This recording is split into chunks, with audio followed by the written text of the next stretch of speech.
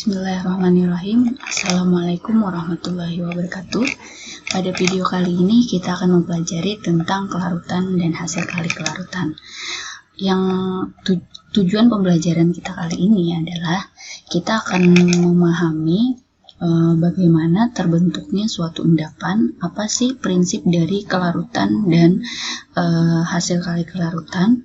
Ternyata ada larutan yang bisa larut dalam pelarut tertentu, ya, dalam pelarut air ada yang mudah larut, sukar larut, bahkan terbentuk endapan, ya. Jadi kita akan memprediksi bagaimana prinsip terbentuknya endapan dari suatu reaksi berdasarkan prinsip kelarutan dan hasil kali kelarutan. Kemudian yang berikutnya adalah kita akan mempelajari dulu apa definisi dari kelarutan, ya. Jadi, kelarutan itu adalah konsentrasi maksimum dari zat terlarut yang ada dalam larutan. Ya, itu adalah kelarutan atau biasanya disingkat dengan S, berasal dari kata solubility.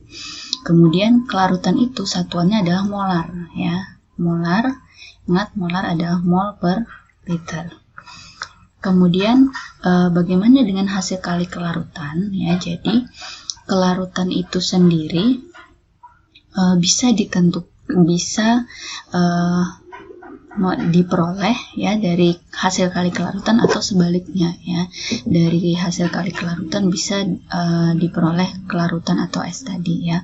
Jadi prasyarat dari pembelajaran S dan KSP ini adalah yang pertama itu kalian harus mengetahui dulu reaksi ionisasi, ya. Reaksi ionisasi dari suatu garam. Umumnya di sini adalah garam. Misalnya di sini ada BaSO4, barium sulfat, ya. Barium sulfat diionisasikan. Nah, barium kan golongan 2A, maka Ba2 plus SO4 itu kita tahu SO4 2-, ya. Nah, jadi KSP itu adalah hasil kali dari ion-ionnya, ya, hasil kali dari konsentrasi ion-ionnya. Karena di sini ada ionnya Ba2+, maka hasil kali dari Ba2+ dan SO4 2-, ya. Nah, ini nanti akan dipangkatkan dengan apa? Di sini dipangkatkan dengan koefisien. Tapi karena di sini reaksinya sudah setara dan tidak ada koefisien yang ditambahkan atau dikalikan, maka pangkatnya adalah sama dengan 1. Jadi untuk garam BaSO4, KSP-nya adalah konsentrasi Ba2+ dikali SO, konsentrasi SO4 2-, ya. Nah, kemudian jadi KSP itu tadi adalah hasil kali dari kelarutan. Ini adalah nilai kelarutannya dia S, ya. Bagaimana seandainya di sini, ya, misalnya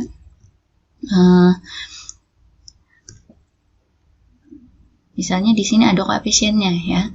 Misalnya koefisiennya 2, ya, maka S-nya menjadi S pangkat 2, ya. Nah, kita akan lihat nanti setelahnya ini bagaimana, ya. Jadi KSP ini tidak sama dengan kelarutan, ya. Nah, contoh. Nah, ini AgCl terionisasi menjadi Ag+ dan Cl-. AgCl ini S, ya, kelarutan S, ya. Jadi KSP-nya, ya, KSP-nya adalah hasil kali konsentrasinya, konsentrasi dari Ag+, ya, dimana ini adalah merupakan kelarutan, ya. Kemudian dikalikan konsentrasi dari Cl-. Berarti KSP-nya ini rumusnya adalah S dikali S, yaitu S pangkat 2, ya. Nah, seperti itu. Nah, kemudian bagaimana untuk rumus-rumus KSP seperti berikut, ya. Nah, ini kita akan coba jawab.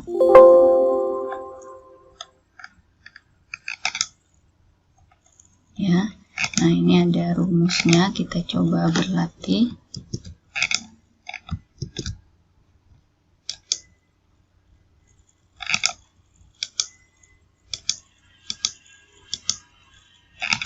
Oke, kita coba ya.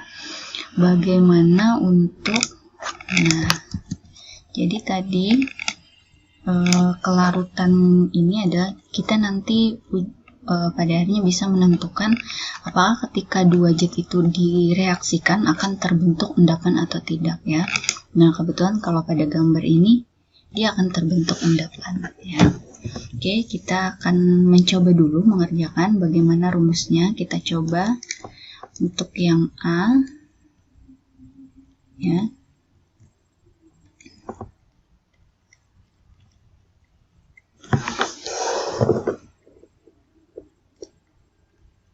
Oke, di sini ada yang A PbCO3 ya. Nah, ini pertama kita harus ionisasikan dulu ya. Maka menjadi Pb2+ ya, CO3 2-. Nah, ini dia sama-sama S ya.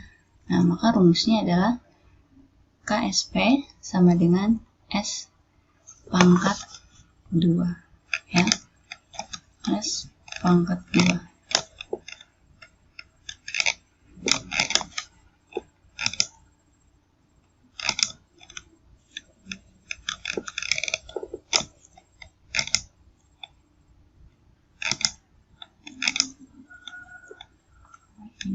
Kecil seperti ini. Kita lanjutkan untuk yang B ya. Kita coba yang B. Yang B ini adalah ZnC2O4. Nah ya, kalau diionisasikan, nah Zn2+ tambah C2O4 2- sama ya, ini S, maka KSP-nya adalah S pangkat 2. Nah, kalau yang ini ya, SN OH 2 kali. Kalau kita ionisasikan menjadi SN2+ ditambah ya 2 OH- ya, 2 OH-.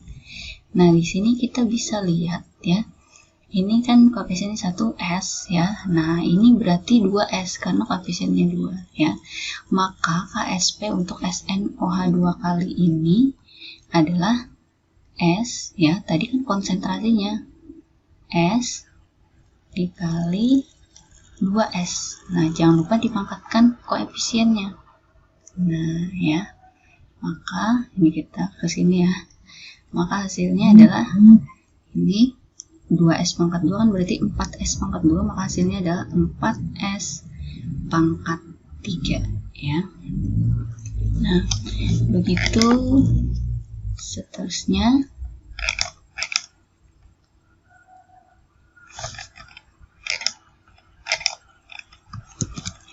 Ke halaman berikutnya.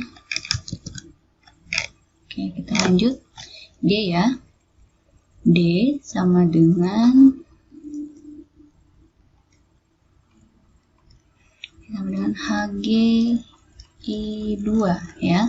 HgI2 berarti Hg2+ ditambah 2I- ya. Berarti ini adalah S, 2S, maka tadi KSP-nya adalah S pangkat 1 ya, karena koefisiennya 1, 2S pangkat 2, maka hasilnya KSP-nya 4S pangkat 3.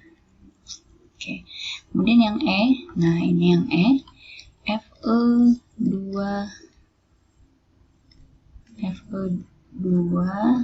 kan,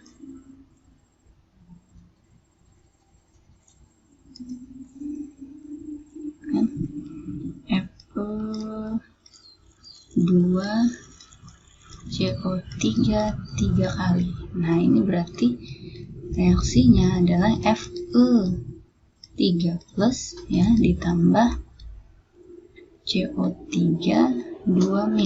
Nah, ini kan berarti apa? Dia tidak setara ya. Ini 3+, ini 2-. Berarti di sini koefisiennya kan 3 dan 2, KPK-nya 6 ya. Berarti di sini supaya 6 dikali 2, ini dikali 3. Nah, maka ini berpengaruh juga. Ini berarti 2S, ini adalah 3S. Bagaimana KSP-nya? KSP-nya berarti adalah 2S pangkat 2 dikali 3S pangkat 3 ya. Di sini berarti 4S pangkat 2 dikali 27 ya. 27S pangkat 3 berarti ini adalah 27 dikali 4 108 S pangkat 5. Nah, ini adalah untuk menentukan rumus dari KSP dari rumus-rumus garam ya. Oke, sekarang kita lanjut. Untuk yang F, G, H, I, dan J kalian bisa mencoba mengerjakan.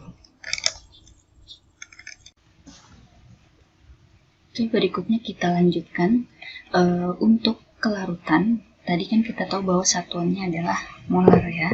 Ini kita lanjut ke materi yang ada di modul ya. Jadi karena satuannya adalah molar ya, mol per volume ya, maka di sini ada contoh soal ya. Misalnya sebanyak 86,3 gram PbCrO4 larut dalam 200 ml air. Berapa kelarutan PbCrO4 dalam air ya? Nah, maka yang namanya kelarutan tadi karena dia sama dengan molar atau molaritas ya, maka kita tinggal menghitung ya. Molnya adalah 86 mol massa per mr ya, mr dari PbCrO4. Di sini ada 322 dikali 1000 per 200 mili ya. Ya, ini dijadikan liter. Nah, maka kelarutannya adalah dengan satuan mol per liter ya. Nah, kelarutan ya, jadi kelarutan tadi kan kita tahu bahwa merupakan jumlah maksimal dari zat yang dapat larut dalam sejumlah tertentu pelarut ya. Jadi bisa jadi ada zat yang dapat mudah larut dalam air ya, tetapi ternyata tidak bisa larut. Tetapi ternyata ada zat lain yang sukar larut dalam air ya. Ada zat yang bisa mudah larut dalam alkohol atau dalam aseton ya, pelarut organik. Tetapi zat yang lain tidak bisa larut dalam pelarut organik tersebut ya. Jadi ada beberapa faktor di sini yang mempengaruhi dari kelarutan apa saja. Yang pertama adalah suhu ya. Nah, ini adalah suhu. Jadi kita tahu bahwa misalnya melarutkan gula saja, mana yang lebih cepat? Dengan air panas atau dengan air dingin? Tentu yang mudah larut adalah dalam air panas. Nah, maka salah satu faktor yang mempengaruhi dari kelarutan adalah suhu ya. Kemudian yang berikutnya adalah jenis zat terlarut ya, jenis zat terlarut. Oke. Nah, jadi zat terlarut itu setiap zat itu punya harga kelarutan masing-masing. Tadi disebutkan ada yang mudah larut, ada yang sukar larut ya. Tergantung dari faktor yang ketiga adalah jenis pelarutnya ya. Jadi pelarut kita tahu bahwa contoh yang mudah saja itu adalah air ya. Air itu ada pelarut yang termasuk pelarut polar ya. Nah, jadi pelarut polar ya. Polar itu berarti mempunyai muatan ya, kutub. Kemudian ada pelarut non-polar ya. Jadi di sini ada prinsip nanti ya, prinsip like dissolve like ya. Jadi pelarut yang sifatnya polar hanya dapat melarutkan zat yang atau zat terlarut yang sifatnya juga polar ya. Begitu pula dengan yang non-polar hanya dapat melarutkan larutan zat yang bersifat non-polar. Nah, di sini misalnya ada NaCl atau garam di dalam air ya, ether dan dalam minyak tanah. Nah, ya. Kita tadi sudah kenal bagaimana menentukan KSP atau hasil kali kelarutan berdasarkan reaksi ionisasi ya. Nah, dan hubungannya kita juga sudah bisa menentukan ya. Nah ini ada hubungan yang harus diperhatikan ya. Tadi kita tahu ya. Ini misalnya, Oke. Ya, ini ada ya. Nah, di sini untuk elektrolit kita tadi ketemu berdasarkan perhitungan itu ya. Kalau berdasarkan perhitungan ya, tadi kita ketemu nilai-nilai S yang bermacam-macam ya. Ada tadi kita nilai KSP ya. KSP-nya ketemu rumusnya S pangkat 2 ya. Kemudian KSP-nya 4S pangkat 3. Kemudian ada juga tadi KSP-nya adalah 108 S pangkat 5 ya. Nah, jadi untuk nilai KSP ini kita bisa menentukan nilai S-nya. Bagaimana sih menghitung nilai S-nya atau kelarutannya ya? Untuk KSP yang ini ya, maka nilai S-nya adalah akar dari KSP ya. Kemudian untuk 4S pangkat 3 nilai KSP-nya, maka nilai S-nya adalah akar ya pangkat 3 dari KSP dibagi 4 ya. Nah, untuk yang nilai KSP 108S pangkat 5, maka nilai S-nya adalah akar pangkat 5 ya. Nilai KSP dibagi 108 ya. Nah, ini adalah hubungan tadi ya, hubungan antara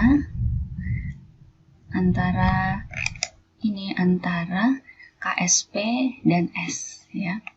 Nah, seperti itu. Kemudian kita lanjutkan. Nah, ini ya. Nah, di sini ada ketentuan. Semakin besar harga KSP, maka suatu zat semakin besar kelarutannya di dalam air ya. Semakin besar KSP, maka semakin besar kelarutan dari zat tersebut di dalam air ya. Kemudian semakin kecil harga KSP suatu zat, maka semakin kecil harga kelarutan. Jadi di sini nilai KSP dan S itu adalah berbanding lurus ya. Semakin besar KSP, kelarutannya juga semakin besar di dalam air, begitu pula sebaliknya. Nah, oke. Nah, sekarang kita langsung lihat ya. Di sini ada beberapa contoh soal. Ya, ini langsung kita pelajari. Oke, di sini ada contoh soal ya.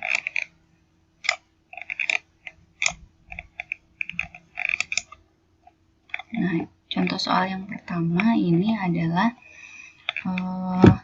tentukan harga KSP dari MgOH 2 kali jika diketahui kelarutannya dalam air ada 10 pangkat min 4 mol per liter ya. Nah, jadi untuk yang seperti ini adalah maka kita harus tetap tadi yang pertama adalah menyetarakannya terlebih dahulu ya. MgOH 2 kali disetarakan menjadi Mg2 plus tambah 2OH min ya. Berarti di sini S ya. Kemudian ini adalah berarti 2S. Oke. Nah, kita tinggal tentukan KSP-nya, maka KSP-nya adalah 4S pangkat 3 ya.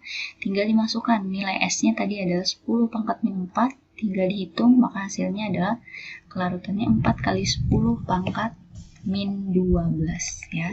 Nah, seperti itu. Kemudian kita lanjutkan soal yang berikutnya ya. Nah, di sini ada nilai KSP-nya ya. Nilai KSP dan kita akan menghitung nilai kelarutannya. Bagaimana nilai kelarutannya? Di sini ada KSP dari AgCl ya. Adalah 1,8 dikali 10 pangkat min 10. Nah, mol, ini mol per liter saja ya. Ini satuannya mol karena mol pangkat 2 dibagi L pangkat 2 ya.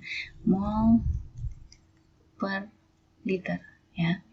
Hitung kelarutannya, yang ditanyakan S-nya, kemudian nyatakan nilai kelarutannya. Nilai S-nya berapa ya? Berarti tinggal dimasukkan ke data yang diketahui. Nah, di sini sama, tadi kalian harus menyetarakan AgCl menjadi Ag plus dan Cl min. Di sini tidak ada koefisien, maka SS ya. KSP-nya sudah ada di sini ya. Jadi KSP-nya kan kita tahu tadi adalah S pangkat 2, berarti nilai KSP-nya sudah ada 1,8 kali 10 pangkat min 10 sama dengan S pangkat 2, berarti nilai S-nya berapa, tinggal kita akarkan 1,8 kali 10 pangkat min 10. Akar dari 1,8 adalah 1,34 per 10 pangkat min 10 adalah 10 pangkat min 5 mol per liter ya. Nah, seperti itu. Nah, jadi kelarutannya itu berapa gram setiap liter ya. Jadi ini kita bisa ubah ya. Karena mol itu kan massa mol per volume ya. Mol itu adalah massa dibagi mR ya. Nah, jadi kita bisa hitung lanjutannya nih sebenarnya ya. Nah, kelarutannya ya. Nah, tinggal kita kalikan ya. Jadi tinggal kita kalikan tadi dapatnya S-nya adalah 1,34. Nah, kemudian kita cari MR dari AgCl. Tinggal kita tambahkan, berarti ini MR AgCl-nya adalah 143,5 ya. Nah, maka berarti kelarutannya AgCl itu di dalam air, di sini pelarutnya tidak disebutkan ya. Pelarut umumnya adalah air, maka sebesar 1,92 kali 10 pangkat min 3 gram ya, berarti itu sekitar 1,93 mg per liter ya, itu kelarutannya, itu maksimumnya. Jadi kalau lebih dari itu maka AgCl tidak bisa lagi larut dalam air. Nah ya, oke, berikutnya, nah selanjutnya di sini adalah terkait dengan ion senama ya. Nah, kita mau cari dulu apa sih ion senama itu ya. Nah, ini ada soal ya, ada soal. Silahkan kalian kerjakan. Nah, ini ada 4 soal. Nah, silahkan kalian kerjakan. Boleh di screenshot dulu. Ini masing-masing untuk nomor 1 berarti yang ditanyakannya adalah KSP ya, hasil kali kelarutan. Hitunglah hasil kali kelarutan. Yang nomor 2. Nah, ini diketahui KSP, tentukan berapa mol per liter kelarutannya dalam air, berarti yang ditanyakannya adalah S ya. Nah, kemudian yang nomor 3 ya. Nomor 3 ini adalah, nah, ini sama yang seperti contoh sebelumnya tadi. Diketahui KSP-nya, maka kalian harus mencari S-nya dulu atau kelarutannya, kemudian baru bisa dicari berapa masanya maksimum dapat larut dalam, di sini dalam 500 ml air ya. Kalau pada contoh yang tadi itu kan dia dalam 1 liter ya. Nah, berarti kalau dalam 1 liter itu 1000 ml. Kalau di sini dimintanya adalah dalam 500 ml, berarti dalam setengah liter ya. Kemudian yang nomor 4, dalam 400 ml larutan dapat larut 10,6 mg. Nah, ini kamu bisa ubah ke gram dulu supaya mempermudah ya untuk menentukan molnya. Nah, dari sini kan dapat molar, nanti dapat molar, dapat S ya. Nah, baru bisa tentukan hitung KSP-nya, berarti tetap harus mengionisasikan reaksi dari Ag2 garam Ag2CrO4 ya. Nah, seperti itu untuk 4 buah soal latihan. Kemudian yang berikutnya, ini sebelum kita masuk ke pengendapan ya, kita masuk dulu ke ion senama. Nah, ion senama ya. Jadi ada beberapa buku yang menuliskan ion senama itu atau ion sejenis ya, sama saja ya. Jadi di sini adalah tentukan pengaruh ion sejenis ya. Oh, ini langsung ke soal latihan ya. Kita masuk ke materi dulu. Jadi apa sih ion senama itu ya? Jadi di sini ada beberapa informasi ya, bahwa jika di dalam larutan jenuh AgCl itu ditambahkan larutan NaCl, kita tahu ya bahwa AgCl itu berarti Ag plus dan Cl-. Kemudian pada larutan ini ditambahkan NaCl, Na plus dan Cl-. Nah, maka akan terjadi endapan AgCl ya. Demikian pula jika di dalam larutan jenuh AgCl ini ditambahkan AgNO3 ya, maka juga akan segera terbentuk endapan ya. Kenapa? Ketika NaCl dimasukkan ke dalam larutan AgCl, maka ion senamanya ini adalah yang sama ini, Cl-nya ya. Kemudian ketika pada AgCl itu dimasukkan AgNO3, maka ion akan terbentuk segera endapan itu. Kenapa? Semakin cepat karena ada ion senamanya, yaitu Ag plusnya sama di sini ya. Nah, di sini penjelasan berikutnya adalah mengapa penambahan NaCl tadi dan atau AgNO3 tadi mengakibatkan terbentuknya endapan ya. Nah, di sini ada kaitannya dengan prinsip kesetimbangan larutan ya. Nah, jadi bila ke dalam sistem kesetimbangan tersebut ditambahkan ion Cl-, berarti kan di sini Cl-nya ditambahkan ya. Nah, kita tahu prinsip kesetimbangan ketika suatu sisi ditambahkan konsentrasinya, ya kan, maka akan bergeser, kan setimbang. Dia akan bergeser kemana? Ke sebelah kiri, ya, sehingga akan membentuk cepat yang namanya endapan AgCl. Begitu pula dengan ketika ditambahkan AgNO3, berarti kan Ag plusnya yang ditambahkan di sini, maka kesetimbangan akan bergeser ke kiri, akan membentuk endapan AgCl, dan endapan AgCl pun akan semakin bertambah. Nah ya, jadi kesimpulannya di sini adalah bila ke dalam sistem kesetimbangan, karena tadi ketika kita mengionisasikan itu reaksinya adalah bolak-balik, reaksi kesetimbangan, reaksi reversibel.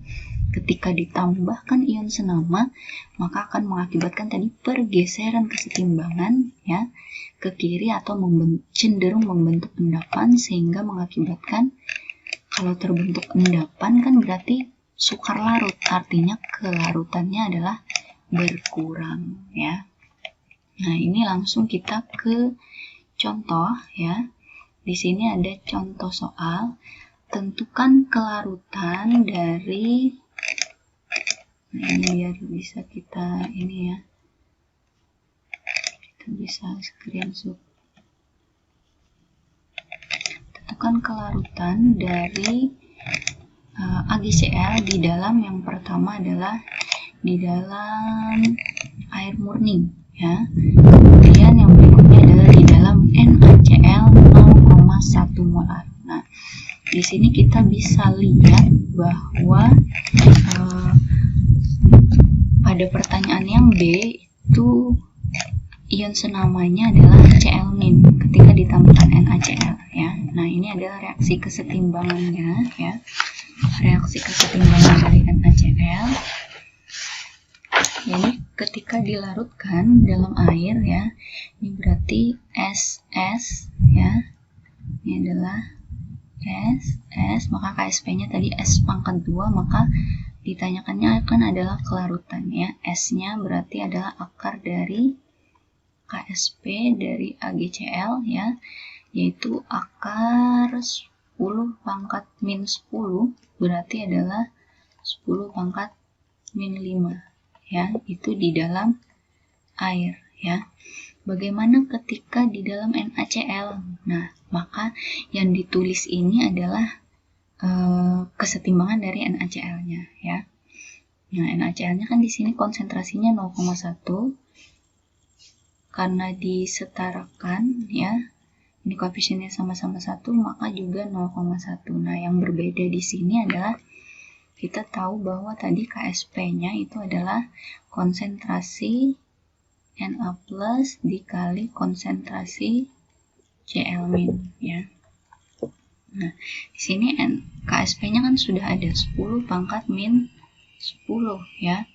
Na-nya adalah, nah ini yang dimasukkan adalah Ag-nya ya, karena tadi kan kelarutannya ketika ditambahkan NaCl ya.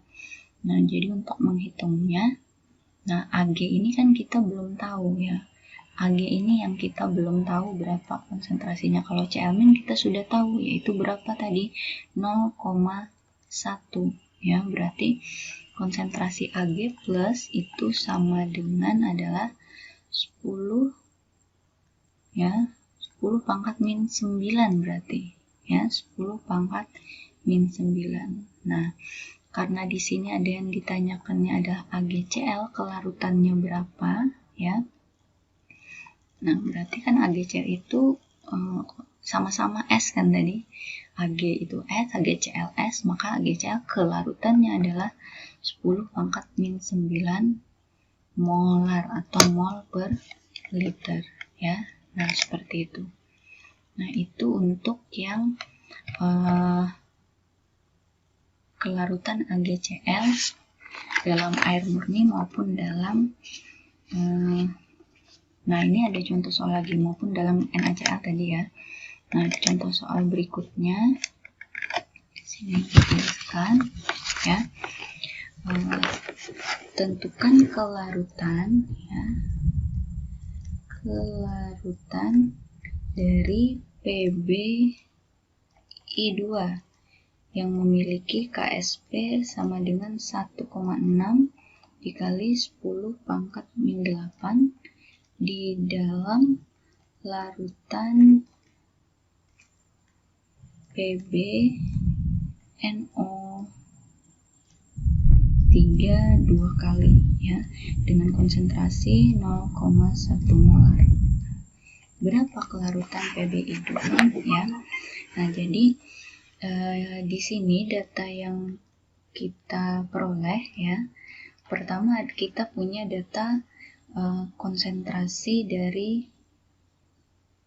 data pertama konsentrasi dari Pb, karena di sini kan yang Pb-nya sama ini adalah ion senamanya adalah Pb, ya. Pb2+, ya. Kenapa Pb2+? Karena kita ini kan dulu, ya, ionisasikan dulu. Ini kan berarti Pb2+ ditambah NO3, ya, NO3-, ya, Pb2+. Sama halnya pada PbI2, ya. Pada PbI2 itu Pb-nya juga 2+, Pb2+ ditambah 2-imin, ya. Nah, jadi data yang pertama itu adalah karena di sini PbNO3 adalah 0,1 molar, maka Pb2+ juga sama 0,1 molar. Maka Pb2+-nya adalah 0,1 molar. Ya, data yang pertama. Kemudian di sini data yang kita peroleh adalah data yang kedua itu KSP, ya. KSP dari PbI2 itu adalah 1,6 dikali 10⁻⁸, ya. Nah, yang pertama kita harus menulis dulu, untuk menyelesaikan kita harus menulis dulu KSP-nya, ya. Jadi rumus KSP-nya, KSP siapa? PbI2, ya. Berarti kan di sini, ya, konsentrasi dari Pb2+ dikali konsentrasi dari imin, ya. Jangan lupa dipangkatkan 2, ya. Nah, ini. Nah, KSP-nya kita sudah ada 1,6 kali 10⁻⁸. Pb2+-nya sudah ada 10⁻⁻1 atau 0,1. Ya, di sini berarti dikali, ya. Dikali S²2, ya. Nah, ini tinggal dihitung, ya.